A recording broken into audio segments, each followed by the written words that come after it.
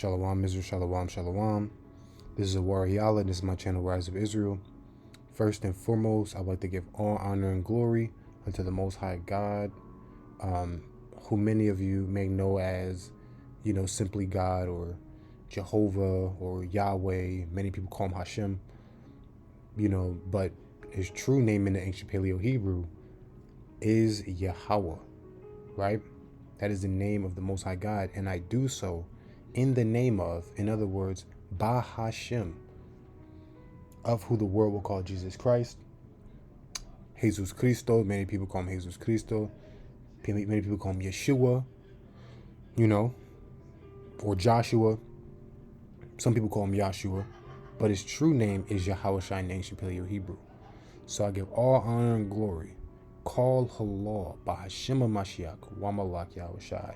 That is to give all honor and glory to the Most High God in the name of his only begotten Son, who the world will call Jesus Christ, right? So as you can see by the title, or by the title of the presentation, this is another part to to the presentation on who the Northern Kingdom of Israel will be, right? So as we can see, as we saw from the previous video, the previous first half of the presentation, we went over the historicity of the biblical understanding of where the Northern Kingdom will be, where it says that first the kingdom was split, which we went over. The Jews would stay in Babylon, which is a key part to understanding that this new Babylon that both kingdoms will be in is not the same as the old Babylon, right? In that the Northern Kingdom was scattered off prior to the Babylonian captivity. It said that they would go into a land where never mankind had dwelt, and they would be there until the latter times. And that then kind of leads us into the prophetic aspect of the Bible, and through process of elimination, only a specific people could even fit the biblical prophecies on what will be going on, where they would be at in the last days. You see what I'm saying? For instance, they would have been the first inhabitants of this land. 2, they would have to be dwelling there in the last days, and they would have to be oppressed by the greatest world power to ever live, the most influential world power to ever live. And they would have to remember themselves in the land of their captivity, which I've spoken about throughout many videos. But let's get further on to the video. I'm gonna go back into what my stance is and my position. So I take the stance that the individuals of Black, Hispanic, and Native American descent are the descendants of the 12 tribes of Israel, right? According to my interpretation, which isn't just mine, you have many brothers that have come to this conclusion that Black and Hispanic people are the chosen people of God. But according to the interpretation of history and biblical narratives, the Northern Kingdom of Israel endured enslavement in the Assyrian kingdom. Subsequently, they conveyed to migrate collectively to a pristine and uninhabited land, right? Which the Bible tells you, this is 2 Ezra 13. Identified as Arsareth to observe the laws of the Most High God, right? I assert that Arsareth corresponds to the Americas. The biblical text suggests a prolonged residence in Arsareth until the prophesied time of restoration, which entails deliverance. So prior to being delivered by who the world will call Christ, they would be in Arsareth, right? Additionally, the scripture indicates that both kingdoms will endure a shared period of oppression. So the northern and southern kingdom would both be together for the first time ever. They would be damn near like strangers in this second oppression that they would be in, but they would share it together, right? Notably in the land referred to as Babylon the Great before their eventual redemption, right? Many people may wonder, why is this so important? Because that's biblical prophecy, and it's very important to understand that biblical prophecy is real, and people have to fit that prophecy, right? So if you watch previous videos, that went into proving both tribes, but this video speaks more for the Northern Kingdom. But as for part 3, we're gonna keep on moving forward into this presentation, and Lord willing, this is edifying through the Spirit. All right, unbiased historic evidence. Okay. The Hope of Israel by Manasseh ben Israel. This book was written in 1652. So Manasseh ben Israel, born 1604 in Lisbon, possibly, Portugal, died November 20th, 1657, in Middelburg, Netherlands, major Hebraic scholar of the Jewish community of Amsterdam, and the founder of the modern Jewish community in England. Manasseh believed that the Messiah would return to lead the Jews to the Holy Land only after their dispersal throughout the world was achieved. This is such a solid point because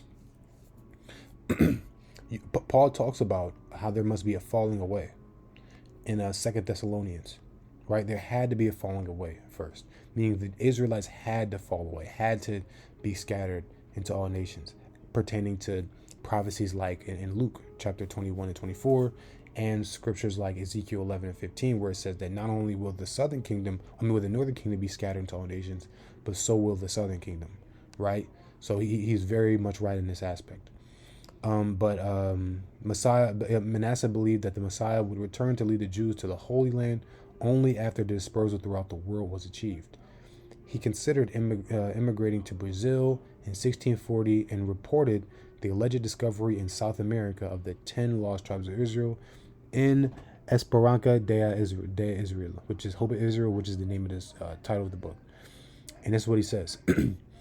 But I, having curiously examined whatever hath hitherto been written upon this subject, do find no opinion more probable nor agreeable to the reason than that of our Montesinos, who faith that the first inhabitants of America were the 12 tribes of Israel, of the Israelites. What were the 10 tribes of the Israelites, right? This is very, very, very important. This lines up perfectly with the understanding of that the 10 lost tribes would be going to a place, would inhabit a place that never mankind had dwelt. It's very important to keep that in mind, right? But let's keep going. I proved that the 10 tribes never returned to the second temple, which they never did. I proved it in the last video. That they yet keep the law of Moses and our sacred rites, and at last shall return into their land with the 2 tribes, Judah and Benjamin, and shall be governed by one prince, who is Messiah, the son of David. This is very crucial to understand, because it says, and at last shall return into their land.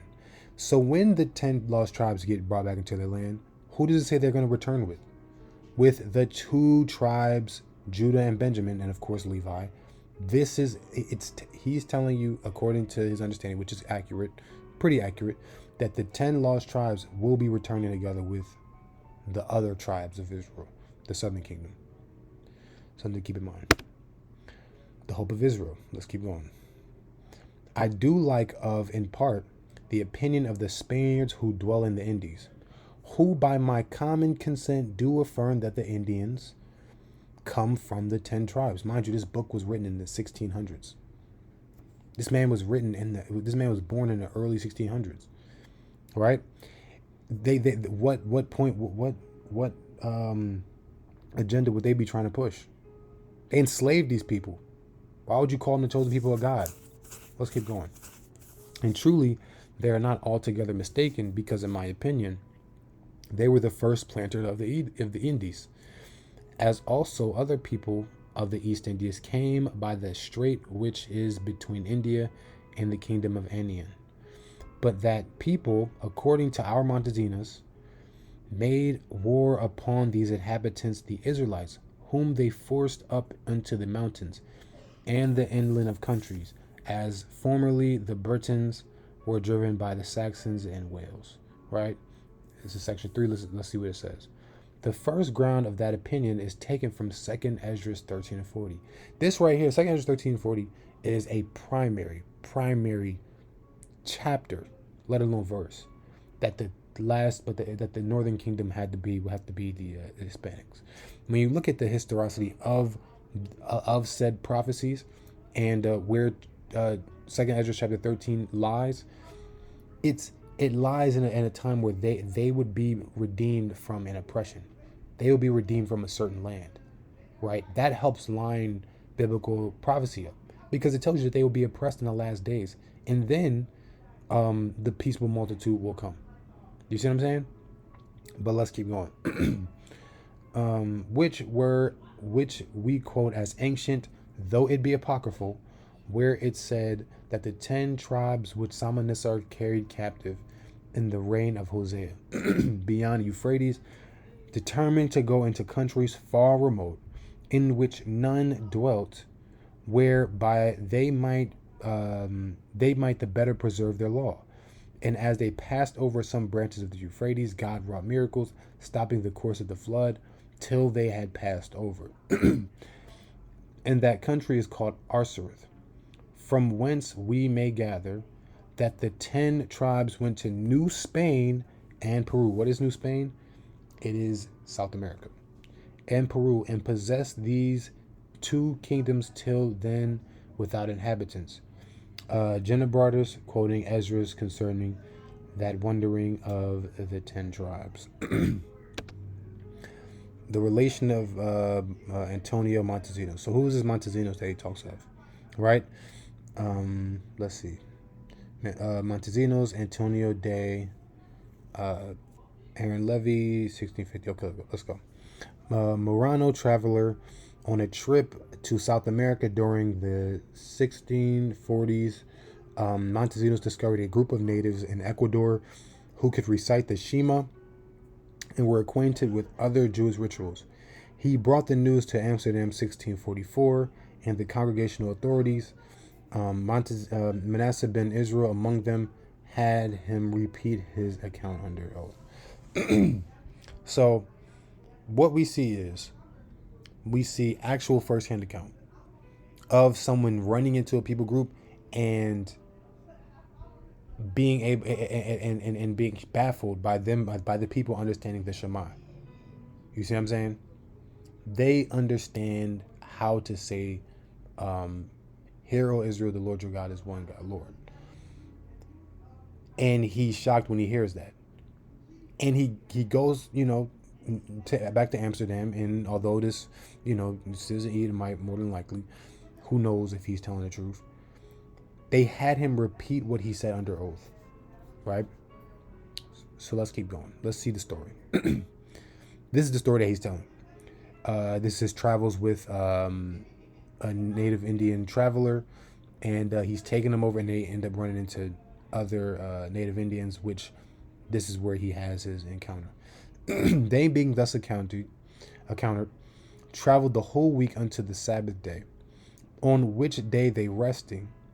The day after they went on till Tuesday, on which day about 8 o'clock in the morning they came to a river large as Duras. Then the Indian said, "Here you shall see your brethren." A little after that, 3 men with a woman in a little boat came to them, which being come near, the woman went ashore, the rest staying in the boat, who talking a good while with the Indian, in a language which Montesinos understood not. They returned to the boat and told to the 3 men what she had learned of the Indian. And when the Indian bowed down to the feet of the other 2 and of the woman, they embraced him courteously, right? And talked a good while, let me see, this is small words, with him. After the Indian bid Montesinos to be of good courage, and not to look that they should come a second time to him, till he had fully learned the things which were told him at the first. Then, here's the point, these 2 men coming on each side of Montesinos, they spoke in Hebrew, the 4th verse of Deuteronomy 6. Shemai Israel Adonai Eloahu Adonai Echad. That is, "Hear, O Israel, the Lord our God is one God." Right? Let's keep going. Let's see what else he finds out about him. The Indian interpreter being asked how it was in Spanish, they spoke what followers to Montesinos, making a short pause between each particular. Our fathers are Abraham, Isaac, Jacob, and Israel, right? They said that their fathers were Abraham, Isaac, and Jacob, right? We see similar accounts of this in in John chapter 4, when the Samaritan woman says, "Art thou greater than our father Jacob?" That's how most Israelites understand that. Oh wow, so the Samaritans were Israelites, which we obviously, when you go to Isaiah 7 and 9 and other verses that say that obviously show that that's what that the northern kingdom were. But it goes to show that them as a nation would be the children of Israel as well, right? But it goes on to say that our fathers are Abraham, Isaac, and Jacob in Israel, and they signified these four by the three fingers lifted up. Then they joined Reuben, adding another finger to the former three. We will bestow several places on them who have a mind to live with us. Okay? Joseph dwells in the midst of the sea, they making a sign by two fingers put together and then parted them, right? So they almost like they're giving directions to him to a degree. So he says, okay, and Joseph dwells in the midst of the sea, meaning Joseph dwells over there. They said, speaking fast, shortly some of us will go forth to see and to tread underfoot, at which word they winked and stamped on their feet. One day we shall all of us talk together, they sang, ba ba ba, and we shall come forth as issuing out of our mother the earth. Right? So this is an account which most people probably don't even know about, of a man going into South America and running into people that claim to be the lost tribes of Israel, and telling you that there's more Israelites there. Okay? But next, we have a book titled A Star in the West, or A Humble Attempt to Discover the Long Lost 10 Tribes of Israel, right? This was written in 1816 by Elias Boudinot, right? Let's see. Let's read what it says. A Star in the West, or A Humble Attempt to Discover the Long Lost Tribes of Israel, in 1816 by Elias Boudinot, is a speculative work exploring the theory that Native Americans are descendants of the 10 lost tribes of Israel. Boudinot, a prominent American lawyer, politician, and former president of the Continental Congress, builds his argument through comparisons between Native American customs and biblical practices. Boudinot highlights similarities in language, rituals, moral codes, and traditions, such as purification practices and ceremonies, and symbolic use of tabernacles.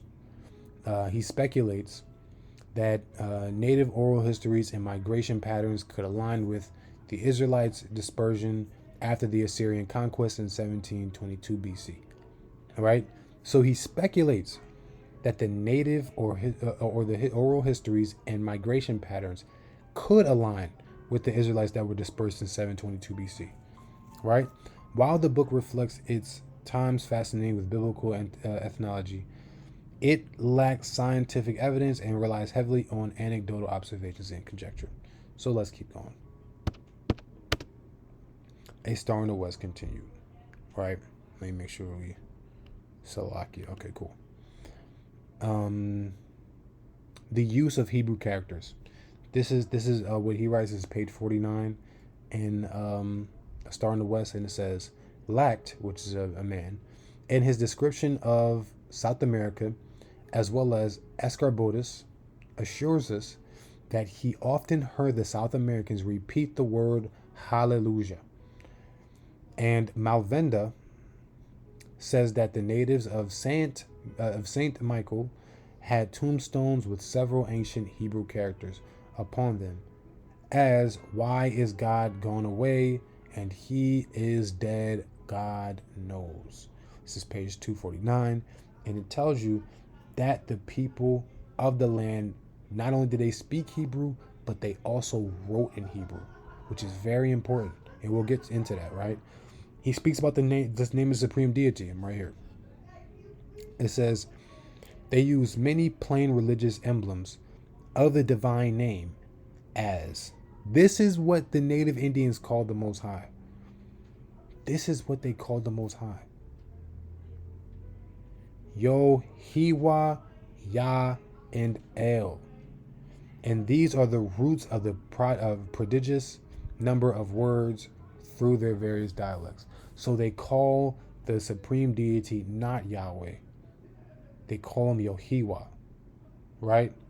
Which sounds very close to Yahweh, if you ask me. It's the closest I've heard another group of people call the Most High God, right? Like, here's my thing. You got people that came in the 1800s that don't call the Most High God Yahweh. You see what I'm saying? If anything, they call him God. They call him Jehovah. But here you go, but they're telling you that that's not even a popular name to call God, according to how the world views things. The world does not call God Yahweh. Why are the native indigenous people, and why would someone make that up? Why wouldn't they make up a more believable name at that time? Keep that in mind. Let's keep reading. Next one. When they meet at night, it is professed, and that's page 105. The first thing I brought up was page 249, so you can always go and look it up. When they meet at night, it is professed to be gladdened and unite their hearts before Yohiwa. They sing Yohiwa Shu. Yohiwa Shu. Sounds a lot like Yahweh Shai. And again, they don't got to say it perfectly. I'm not even saying that they all, like, I'm be real with you. Even if they weren't practicing the law as a group of people, that would still fit the Israelite perspective, because we're not supposed to be keeping the law until we come to the realization that we're the Israelites. So the fact that they even knew the Most High name is, in fact, a beautiful thing to see, right? But now you see they don't use the Most High name. You see what I'm saying? But let's keep going. They sing Yohiwashu. Nobody even talks like that. You can't find a group. Nobody talks about the Most High God. Nobody talks about Christ speaking like that. Yohiwashu. Nobody. What? They call Christ Yeshua, if anything, or Jesus. Joshua, maybe. Not Yohiwashu, not Yahweh. They'll never call the Lord Yahweh. And it's funny because it was something that it was this one arc I lost, and I really was desperately looking for it. But it talked about how the native Indians had a more, and roughly paraphrasing, but according to how they believed it, a bastardized version of the Hebrew.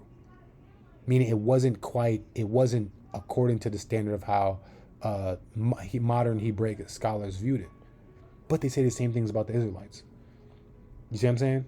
In the Israelite movement, although, a lot of the elders viewed the native Indians as Israelites, it wasn't as pushed that the native Indians and Hispanics were Israelites until later, right? So they cry Yohiwashu, Yohiwashu, Yohiwashi, Yohiwashek, Yohiwashai, Yohiwashai. Yohiwashai. I didn't write this. This book was written in the 1800s. I didn't call him Yohiwashai. Right? Let's keep reading. With great energy, the first word is nearly in Hebrew characters the name of Joshua or Savior. See how they say it's nearly in Hebrew characters. All right?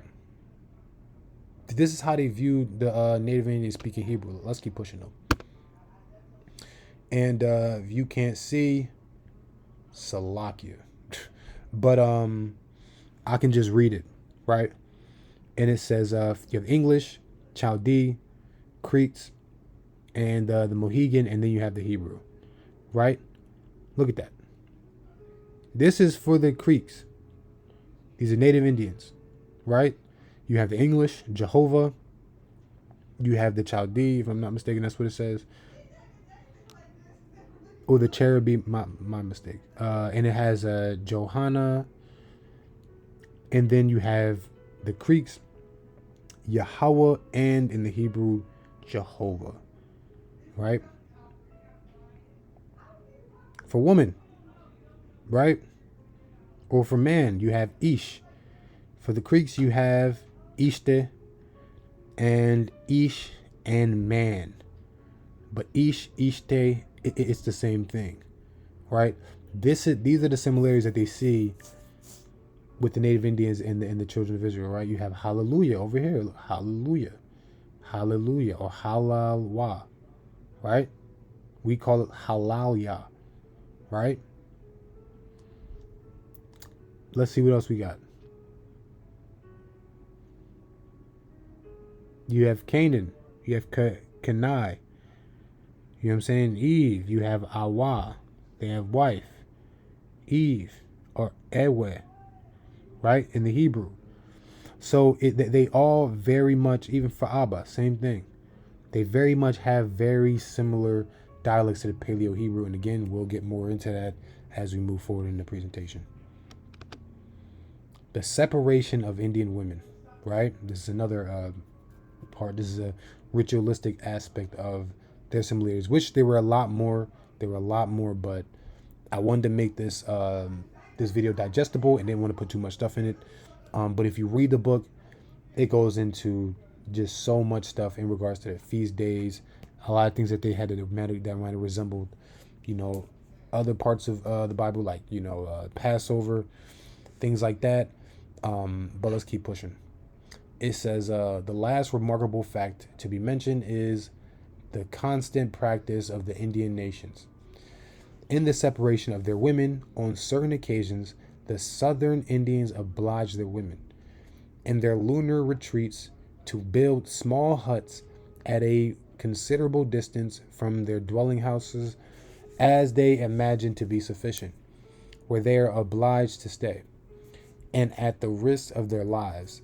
Should they be known to violate this ancient law, they must answer for every misfortune that the people should meet with.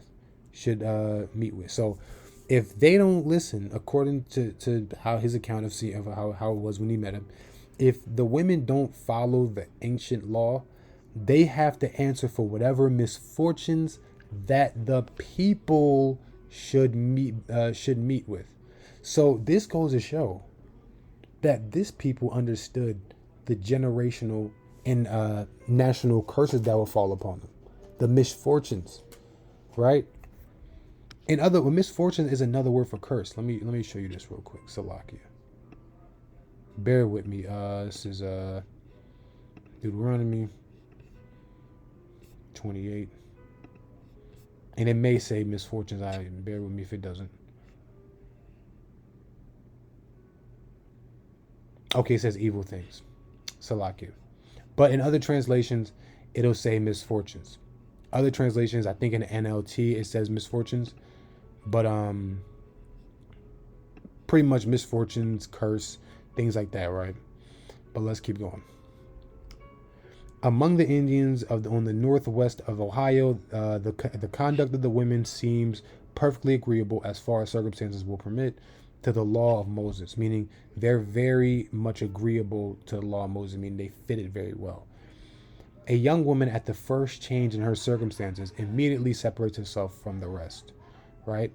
The change in her circumstances, meaning when she goes through a menstrual change, right? In a hut made at some distance from the dwelling houses, and remains there during the whole time of her Mikdadi, or 7 days, right? The person who brings her victuals is very careful not to touch her, and so cautious she herself of touching her own food and her hands, that she makes use of the sharpened stick instead of a fork, with which to take up her venison, and a small ladle or spoon for her other food. When the 7 days are ended, she bathes herself in water, washes all her clothes, and cleanses the vessels she has made use of. Right? Where do we see this at? Don't we see this in the Bible? Don't we see this in the law, statutes, and commandments of how a woman ought to handle herself when dealing with an issue? All right. Let me grab this real quick, Salakia.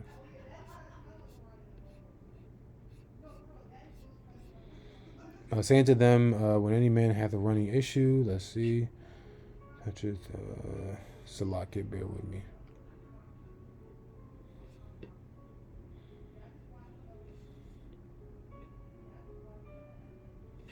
Okay, here we go.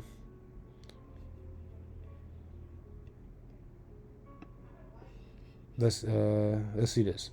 This is Leviticus 15. When she lie with see the compilation. Okay. Upon her separation and everything she lies upon having an issue. Okay, watch this. Leviticus 15:19. And if a woman have an issue, and her issue in her flesh be blood, she shall be put apart 7 days, and whosoever toucheth her shall be unclean until the evening. Right? And everything that she lieth upon in her separation shall be unclean. Everything also that she sitteth upon shall be unclean. And this is, and did it not say that they were careful not to touch her? Because if you touch her, you'd become unclean. So it's these certain ritualistic type of this sense of morality that they have not to touch the woman that we see found in native Indian culture, right? Let's keep going. And whosoever touches her bed shall wash his clothes and bathe himself in water and be unclean until even. And whosoever toucheth anything that she sat upon shall wash his clothes and bathe himself in water and be clean until evening. And if it be on her bed or in anything whereupon she sitteth, when it toucheth it, he shall be unclean until evening. And if a man lie with her at all, and her flower be upon him, he shall be unclean 7 days, and all the bed whereon he lieth shall be unclean. And if a woman have an issue of her blood many days out of the time of her separation, or if it run beyond the time of her separation, all the days of the issue of her uncleanness shall be as the days of her separation. She shall be unclean. Right? And then it goes on and on. It talks about a woman in her in the time of her separation. Right? So let's keep reading. This fits them perfectly, right? Such as are made of wood, she scalds and cleans with lye, made of wood ashes, and such as are made of earth and iron. She purifies by putting it onto the fire. She then returns to her father's house and is after this looked upon fit for marriage, but not before.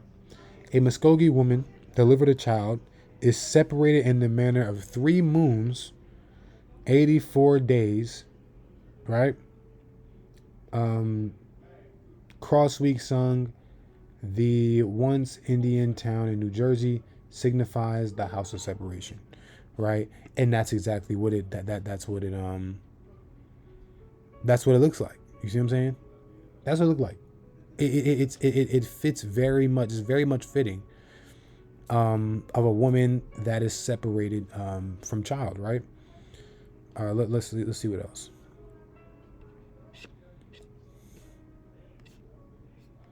Okay, Slovakia. Oh, here we go. The next book. And again, there's many books. I didn't go through every book, but there's many books that talked about the Native Indians being the lost sheep of the house of Israel. But let's keep going. A Key into the Language of America by Roger Williams, right? A Key into the Language of America in 1643, another book in the 1600s, by Roger Williams, is a linguistic and ethnographic work that explores the language and culture of the Narragansett people in New England.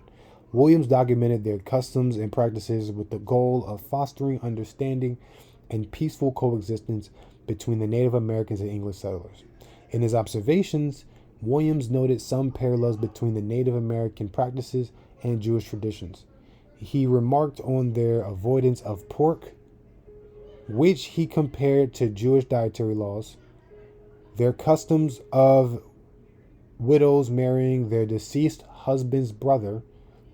This is what we see in the law, their dietary law of being against pork, and a woman pretty much bringing up a brother's seed, or husband's seed by her brother, which mirrored the Levirate marriage outlined in the Mosaic Law.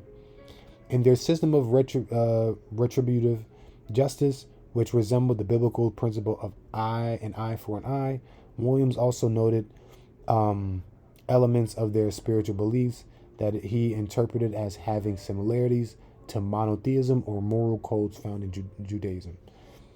While he did not explicitly claim Native Americans were descendants of the lost tribes of Israel, his comparisons reflect the 17th century tendency to interpret indigenous cultures through a biblical framework. Right? Let's keep going. A Key into the Language of America by Roger Williams, continued. Other opinions I could number up. Under favor, I shall present not my opinion, but my observations to the judgment of the wise, right? First, others and myself were conceived some of their words to hold affinity with the Hebrew. Secondly, they constantly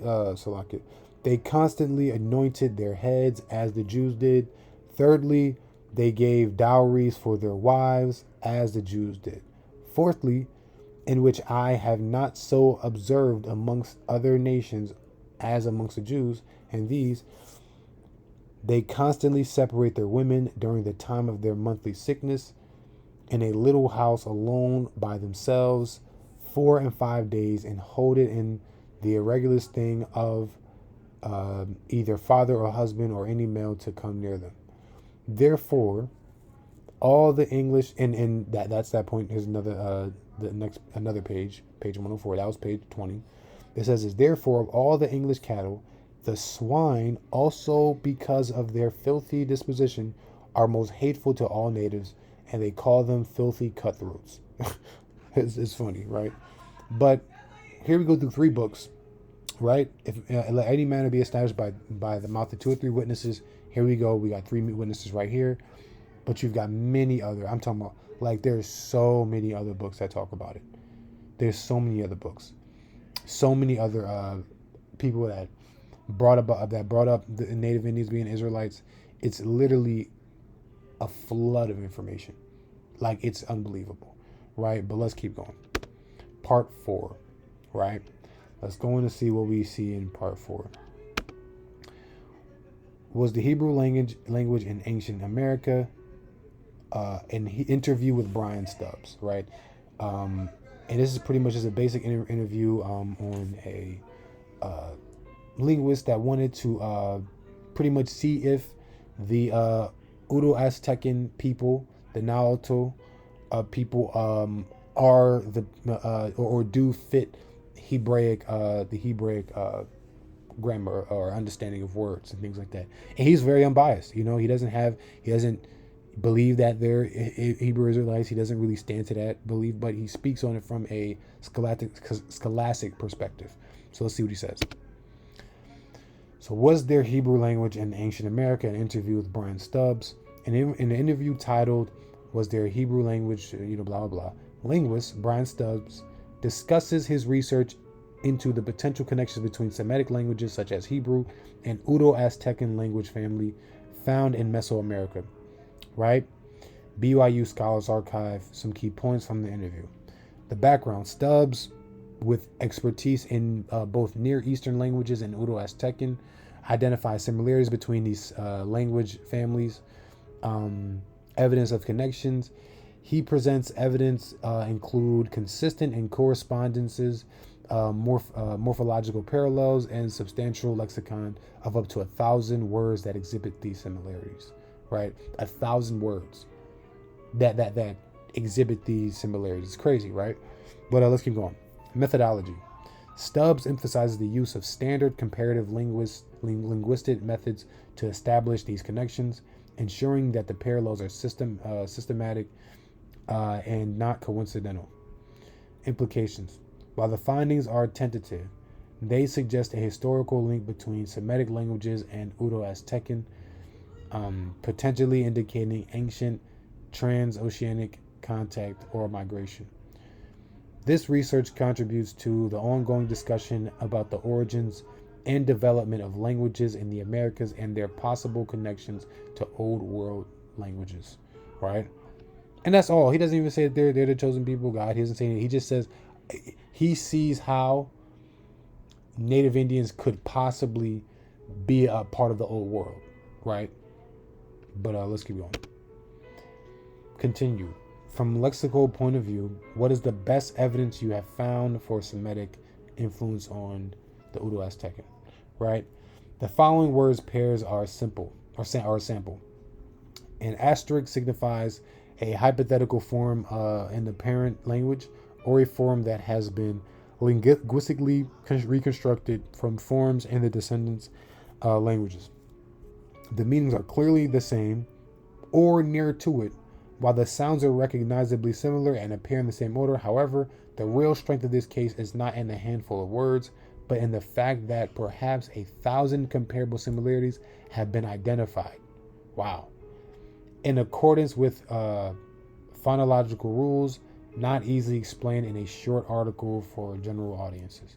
Right? So you have Barak, which is light, which means lightning. In the Uto-Aztecan, what do they call them? Berok, or derived from Pirak, which means lightning as well. You have Sekum or Sikkim, which means shoulder, very similar to the Uto-Aztecan. Sikkim, Sika, which also means shoulder as well, right? Doesn't mean something similar. It doesn't mean forearm. It means shoulder, right? Kalia or Kolia, kidney. Kali, which means kidney as well.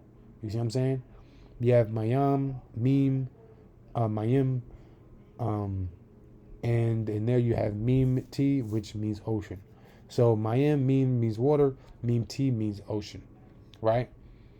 The lexical evidence is fairly extensive, but not enough to suggest that Hebrew was the sole ancestor of Uto-Aztecan, which I wouldn't even want to argue that anyway. I wouldn't argue that point.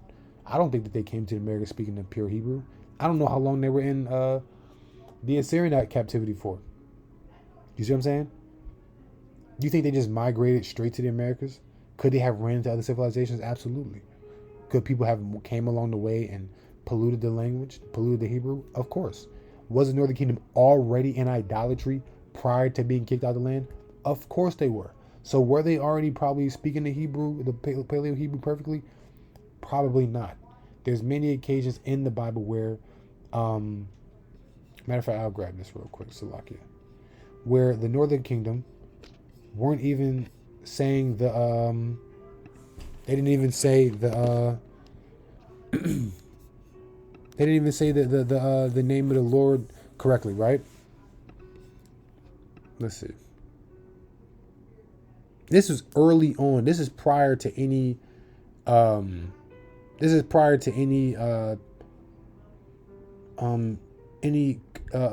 colonization by any major nation. This is prior to that. This is prior to being scattered into all nations, right? Look what it says. And the Gileadites took the passages of Jordan before the Ephraimites, and it was so that when those Ephraimites which were escaped said, "Let me go over," that the men of Gilead said, "Unto whom art thou an Ephraimite?" If he said, "Nay," so when the people of Gilead, right? When the people of Gilead, who the people of Gilead? Obviously they're obviously Israelites, but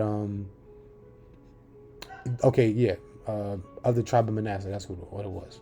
I just wanted to remember. But if they asked, "Art thou an Ephraimite?" If he said, "Nay," then they asked him this. Then said they unto him, "Say now Shibboleth," and he said Sibboleth, for he could not frame to pronounce it right. So even at this time, people couldn't even speak the language on the same note, even prior to being colonized, right? Then they took him and slew him in the passages of Jordan, and there fell at that time of the Ephraimites 40 and 2,000, right? So that's very simple. They don't have to speak the Paleo Hebrew perfectly, nor would I make that argument, right? The Near Eastern element of the UA lexicon may constitute 30% to 40%, which is significant, well above 10%, the 10% lower limit mentioned earlier, but not as high as Latin's descendants show, right? So in this article, it spoke on their correlation with the Hebrew, right? They have a 30 to 40% correlation, but it's not as strong as Latin's and French's correlation with each other, and English. It speaks on certain Romantic languages like Latin and France. They have more of a correlation with each other than the Uto-Aztecan and the Hebrew does with each other, right? But let's keep going. Salakia. Let's keep going. All right, so let's see. The English Dictionary. The second edition of the 20-volume Oxford English Dictionary contains full entries of 171,000 words in current use, 47,156 obsolete words. Webster's third New International Dictionary, unabridged, together with his 1993 addenda section, includes 470,000 entries, right? According to a recent conduct study by The Economist, most adult native speakers of English language who took their vocabulary test have a range from 20,000 to 35,000 words. The average native test speakers of the age of 8 was about 10,000 words, and 4-year-olds have a considerate amount of 5,000 words. So we're talking about the most native speaking English speaker can speak about 20 to 35,000 words out of roughly about 170,000 words. You do the math. It's less than 50%, less than 40%. All right, let's keep going. The average natural English speaker typically uses approximately 5,000 to 10,000 words actively in their day-to-day communication, out of the estimated 170 to 200,000 words in the English language, as per Oxford English Dictionary.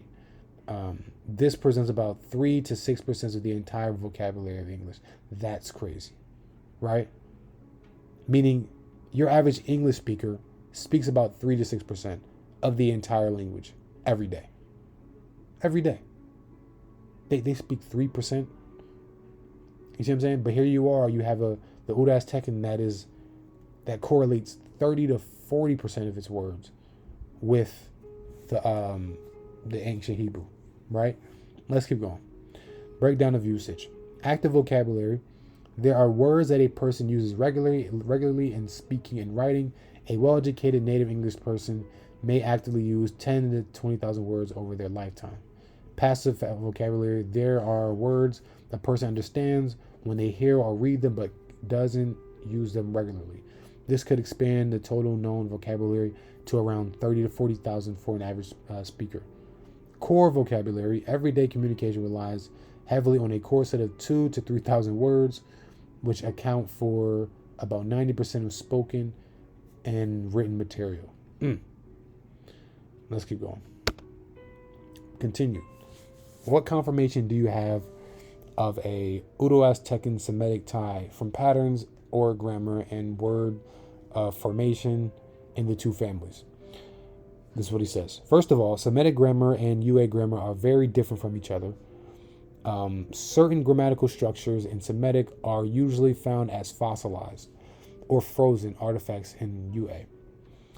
Nevertheless, many inactive traces of Semitic grammar are apparent in Uto-Aztecan. Here are some interesting examples. Hebrew Yamino, he believes him.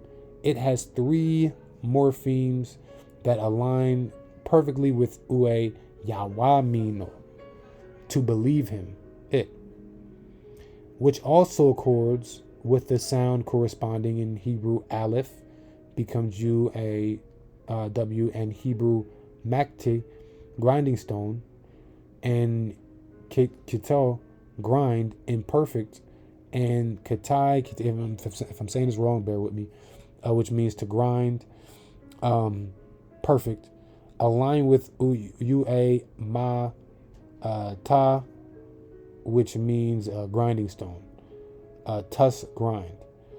With loss of K in a consonant cluster, and YQ Kite, grind for flour, and YQ Kitasu, made into pieces. But the processes of change that produced the UA terms are fossilized in the sense that no new UA terms are being formed along the same lines as once was the case. Pronouns are important in establishing language ties because they are core conservative elements of grammar. The whole system of reconstructed UA pronouns shows considerable corresponding in sound and structure to Semitic systems of the six standard pronominal slots, singular and plural of first, second, and third person, recognizably like Hebrew-like forms, occupy 5 of the 6 slots in UA languages. The only pronoun slot totally unknown to Semitic is UA first person plural, tami, we, even though Semitic morphology may be fossilized, non-productive. In UA, it is still possible to see a variety of Semitic morphological forms in UA words. Let's keep going. It's a lot to read. But what Semitic language or languages appear to be involved? Your comparison seems to depend primarily on Hebrew, but are other Semitic languages such as Arabic mentioned earlier or Egyptian, Coptic involved or helpful in the comparison process? This is what it says. Hebrew seemed to be the Near Eastern language most presented in the UA. So the Udo-Aztecan are mostly aligned with the Hebrew, right?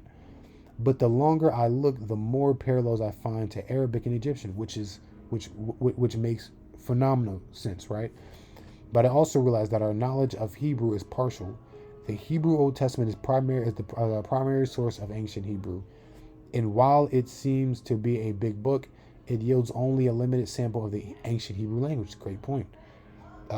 He can be sure that many more words and variant uses of existing words were part of the Israelite speech, but did not happen to be used in the scripture. Besides, there were influences from other dialects and area vocabulary is not represented in the ancient Hebrew writings per se. Furthermore, the various parts of the Old Testament reflect only the dialect of the writer of that part. Hence, much remains unknown about ancient Hebrew. So noting similarities to relate languages whose forms may not be in the written records we have is reasonable if done with care and restraint. What does it say next? You alluded to other language families earlier. Do you think a Semitic element is prominent in other American Indian languages or families as it appears to be in Udo-Aztecan? That's what he says. Definitely. The more I look, the more I find languages and language families that show such similarities with Semitic, and sometimes they show the same correspondences and words as UA, Udo-Aztecan. The larger picture of the Americas is the iceberg, and I suspect what I presently see as only the tip, right? So he's very Salakia. He's very persuaded that there is a lot to find out about the Udo-Aztecan people, in the Americas, with their alignment of their words with the ancient Hebrew. Again, they don't have to be perfect. They don't have to be aligned. But I just want to show that that's something that is seen, right? But what's next? Right? We have the Decalogue stone, right? Let's keep going. The Decalogue stone. In November 1860, David Wyrick of Newark, Ohio, found an inscription stone in a burial mound about 10 miles south of Newark. The stone is inscribed on all sides with a condensed version of the 10 Commandments or Decalogue in a peculiar form of post-exilic square Hebrew letters. The robed and bearded figure on the front is identified as Moses in letters fanning over his head.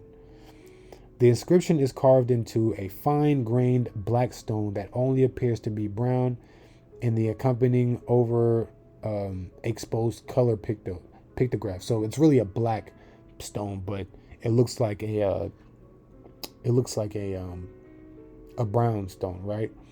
It has been identified by geologists Ken Bork and Dave Hawkins of Denison University as limestones.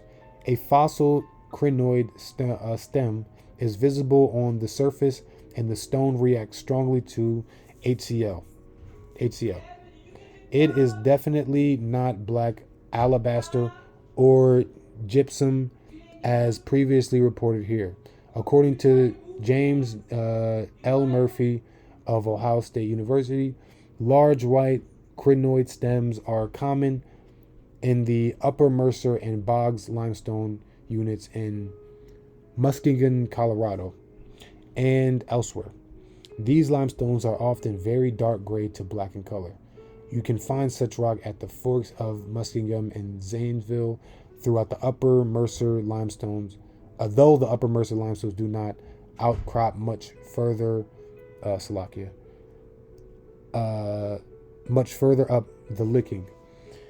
We therefore need not look any further, than the next county over to find a potential source for the stone, contrary to the previous assertion here that such limestone is not common in Ohio. So they were able to find that limestone is found in Ohio, though people argue that it couldn't have been, right?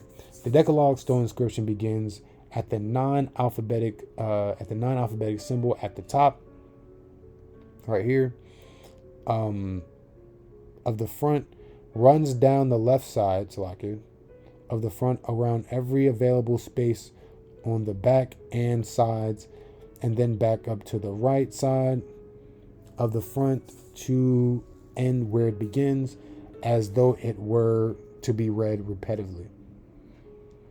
It's very nice. Let's keep going. The keystone, right? It's another artifact that's found in Hebrew.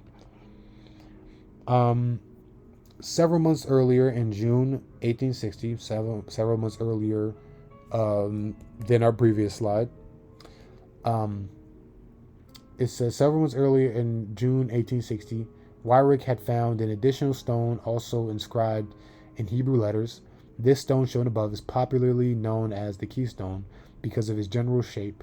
However, it is too rounded to have actually served as a keystone. It was apparently intended to be held with the knob in the right hand and turned to read the four sides in succession, perhaps repetitively. It might also have been suspended by the knob or for some purpose. Although it is not pointed enough to have been a plumb bob, it could have served as a pendulum. The material of the keystone has been identified probably by geologist Charles Witzesley immediately after its discovery as naviculite, a very hard, fine-grained siliceous rock used for whetstones. The photographs here show its natural color. And this is what it says on it. Kadosh, Kadoshim, Holy of Holies. We say Kadash, right? Holy of Holies. Or Kadashim. We say Melech Eretz, King of the Earth. We say Malak Aratazah, Torath, YHWH, the law of God. We say Tharawah of Yahweh, right? Devour Yahweh, the word of God, right? So let's keep going. The keystone continued. Weyrich found that the keystone within what is now developed section of Newark, at the bottom of the pit adjacent to the extensive ancient Hopewellian earthworks, from 100 BC to 500 AD, although the pit was surely ancient and the stone was covered with 12 to 14 inches of earth, it is impossible to say when the stone fell into the pit. See Weyrich's map of Newark earthworks below.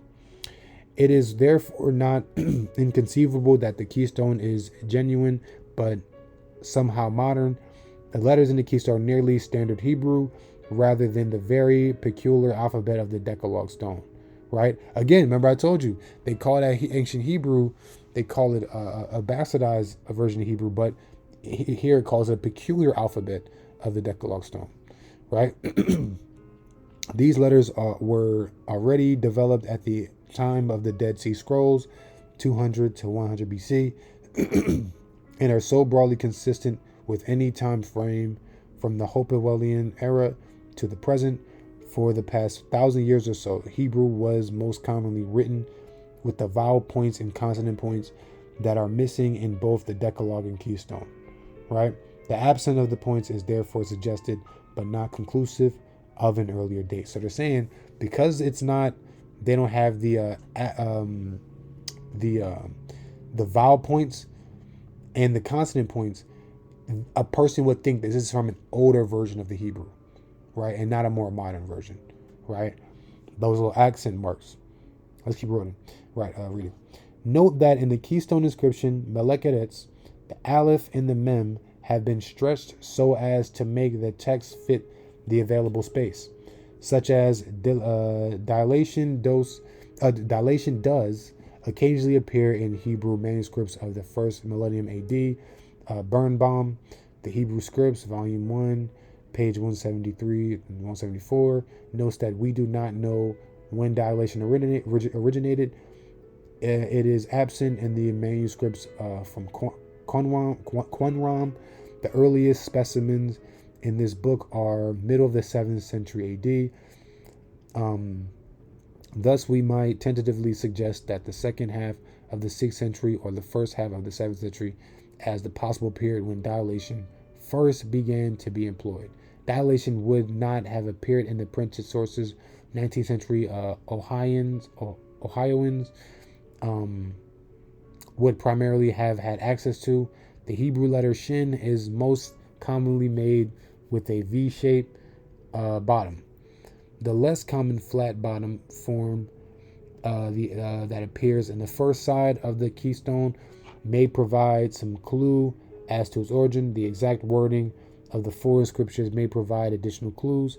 Today, both the Decalogue stone and keystone, or Newark holy stones, as they are known, are on display in the Joshua Humbrick Museum in Roscoe Village, 300 Wyman Street, yada yada yada. Right?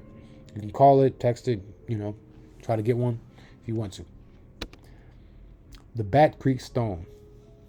All right, the Bat Creek Stone. Let's keep going. The Bat Creek Stone was professionally excavated in 1889 from an undisturbed burial mound in eastern Tennessee by the Smithsonian Mound Survey Project. The director of the project, Cyrus Thomas, initially declared that the curious inscription on the stone were beyond question letters of the Cherokee alphabet. So this is what he said. He said by reading this, he declared that the curious inscription on the stone were beyond question letters from the Cherokee alphabet, right? Thomas, 1894. But let's keep going.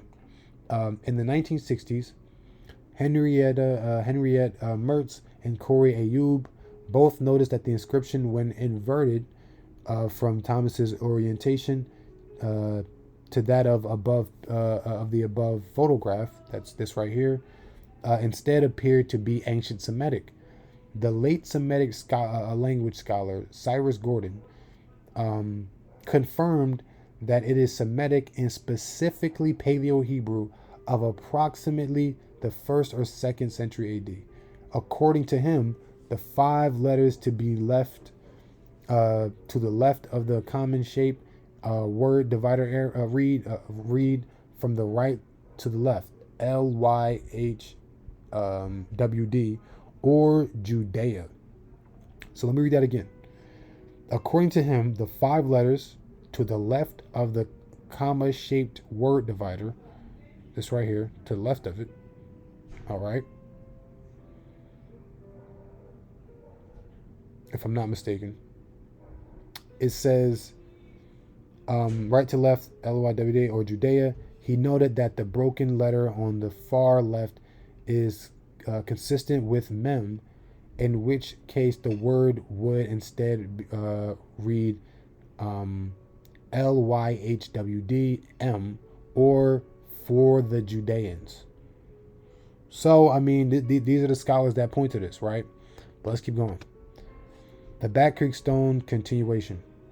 Hebrew scholars or ancient or archaeologist Robert Stieglitz, 1976, confirmed Gordon's reading of the longer word and identified the second letter of the shorter word as a quaff. Mertz, Salaki, let me just write something real quick. Bear with me, Salakia.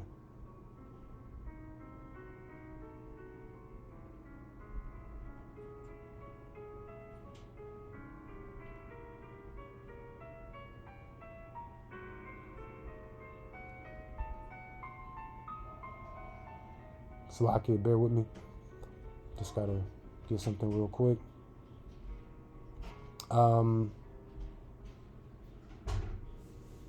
Salakia. All right. Let's keep going, right? Hebrew scholar archaeologist Robert Stieglitz in 1976 confirmed Gordon's reading of the longer word and identified the second letter of the shorter word as Kof Mertz. 1964 herself had first proposed that the first letter is reversed, Resh. The main line would then read RQLYHWDM, or only for Judea, or only for the Judeans, if the broken letter is included. In Paleo Hebrew, words are required to be separated by a dot or short diagonal stroke, serving as a word divider. Rather than by a space as in English or modern Hebrew, the short diagonal word divider used on the Bat Creek inscription is less common than the dot, but appears both in the Siloam inscription and the Qumran Paleo Hebrew Leviticus scroll. In 1988, wood fragments found that the inscription were carbon-14 dated to somewhere between the 32nd and 769 AD. This range is consistent with Gordon's dating for the letters. So that's neither here nor there. But we see it that people wrote it, and it happened prior to European colonization of America. Let's keep going. All right, the Chief Joseph Tablet background historical context. Let's keep reading. The Chief Joseph Tablet background and historical context. Let me see. Chief Joseph Tablet background historical context. The Chief Joseph Tablet, also known as the cuneiform tablet of Chief Joseph, was reportedly found in the possession of Chief Joseph of Nez Perce tribe after his capture by the U.S. Army in 1877. Salakia. Bear with me. Okay. After his capture by the U.S. Army in 1877, Chief Joseph had led his people on a remarkable retreat to evade forced relocation to a reservation. The tablet is a small clay artifact with inscriptions in cuneiform, the ancient script used in Mesopotamia, modern-day Iraq, around 3000 BC. So there's a native Indian man with a cuneiform clay tablet with cuneiform and ancient, Mesopotamian writing written on it, right? And he's found with this, right? And let's see what it says about it. The description. The tablet's inscriptions are written in Akkadian, a Semitic language used in ancient Babylon and Assyria. Why is this important? This is important because we believe that the native Indians in the Americas, the Hispanics and Native Indians, lived or were taken from or pretty much migrated from Assyria. Could they have had hold of Assyrian tablets? Of course they could have, right? Let's keep reading. Scholars who examined the tablet confirmed its authenticity as an ancient Mesopotamian artifact. So when scholars looked at it, they were like, wow, this actually is an ancient Mesopotamian artifact. It contains what appears to be a receipt or record of a financial transaction typical of tablets used in ancient Samaria and Akkadian economies. And I'm gonna be honest with you, there's also so many proof that they go back that the native Indians could have migrated to from Assyria. Like, you look at something like a ziggurat, right? And I didn't have this in the lecture in the presentation, but I should have. But I should have had a lot of other information. I could literally do 2 presentations. That's how much information I found on proving the native Indians. But we look at a ziggurat. You see, it's a well-known thing that's found in Mesopotamia. I have a video where it talks about how a ziggurat is what's been, or what you would call when the nation tried to build up the Tower of Babel. It was really a ziggurat. And you find these ziggurats in where else? Nowhere else but in, obviously, there are other places in the East, but nowhere else but in America. Why do they have access to a ziggurat in Mesoamerica? Makes no sense, right? But that shows that Assyrian influence was involved in Native Indian ideology. But let's keep going. Joseph is said to have remarked that the tablet was passed down through his ancestors and was of great significance. This is what Chief Joseph said. He said it was passed down through his ancestors. However, there is no definitive evidence that the tablet had been in Nez Perce's possession for a long time before his capture. Like, how do you know? Like you know, it's like, you know, they believe him, but they don't. You see what I'm saying? That's neither here nor there.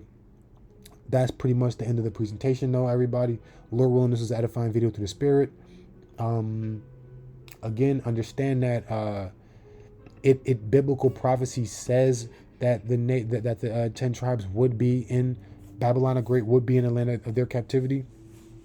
But what would happen while they're there? Right? Let's go to the book of Baruch. Beautiful, beautiful, beautiful verse. It says this. Verse Slakia, Baruch 2 and 30. Bear with me. It says this: For I knew that they would not hear me, because it is a stiff-necked people. But in the land of their captives they shall remember themselves, and shall know that I am the Lord their God. For I will give them an heart and ears to hear, and they shall praise me in the land of their captivity, and think upon my name, and return from their stiff neck and from their wicked deeds, for they shall remember the way of their fathers, which sinned before the Lord. And that's the purpose of the children of Israel losing their identity. That's why nobody remembers the Chief Joseph Stone, or nobody really understands where they really come from. Native Indians and Hispanics, they don't really know. They know they speak Spanish. Spanish goes back to a person that is under the subjection of the Spanish Empire, or of Spain. You see what I'm saying? Then you have people that call themselves Latinos. Means someone that is under the Latin rulership. You see what I'm saying? That is subject unto Latin. And the indigenous people aren't either. But they're under the rulership of the Most High God if they come back and keep these laws, statutes, and commandments, and fear the Most High God, and turn back to his ways. And we see what that's going to do. Right? Let's finish this real quick. Salakia. Right? Where was I at? And return from their stiff-necked ways. And what happens after they return from their stiff-necked ways? And I will bring them again into the land which I promised with an oath unto their fathers. Meaning God made an oath. He made an oath with the fathers of the native indigenous people of America. Of the not only the native indigenous, but the people that were brought over on cargo slave ships. He made a promise to their forefathers, Abraham, Isaac, and Jacob, that they should be Lord, and they should be lords of it. And I will increase them, and they shall not be diminished. And I will make an everlasting covenant with them to be their God, and they shall be my people. And I will no more drive my people of Israel out of the land that I have given them. Right? And let's go to 2nd Ezra. Salakia, I'm going too far. 2nd Ezra 13. Right? And let's go just slightly before. Right? In verse 39, where it says, whereas thou sawest that he gathered another peaceable multitude unto him. This is talking about the Messiah. So the Messiah, after the destruction, or around the time of the destruction of the world rulers, you know, or Satan, so-called white man, he's going to be with the children. The 10 lost tribes are going to be brought back. They're going to be brought back. So where it says, and whereas thou sawest that he gathered another peaceable multitude unto him, that's talking about the children of Israel. You see what I'm saying? And this is the Messiah that does this, right? But when does he do it? Look, watch this. 2 13:29 says, behold, the days come when the Most High will begin to deliver them that are upon the earth. And he shall come to the astonishment of them that dwell on the earth. One shall undertake to fight against another, one city against another, one place against another, one people against another, and one realm against another. And the time shall be when these things shall come to pass, and the signs shall happen, which I shewed thee before that, and then shall my Son be declared, whom thou sawest the man ascending. So who's the man ascending? The Son of God, who the world will call Christ. In order for this to happen, right, when they get delivered, where it says in verse 46, that they would dwell into the latter time, and now they will begin to come. That happens when the Son is declared, when the Son comes down ascending, right? So with that, I give honor and glory to the Most High God Yahweh, Bashim Mashakum Lak Al Shai. Lord willing, edifying video to the Spirit. Kwam Nasharallah, the Wada Abanawa Yahweh. Amen. Shalom.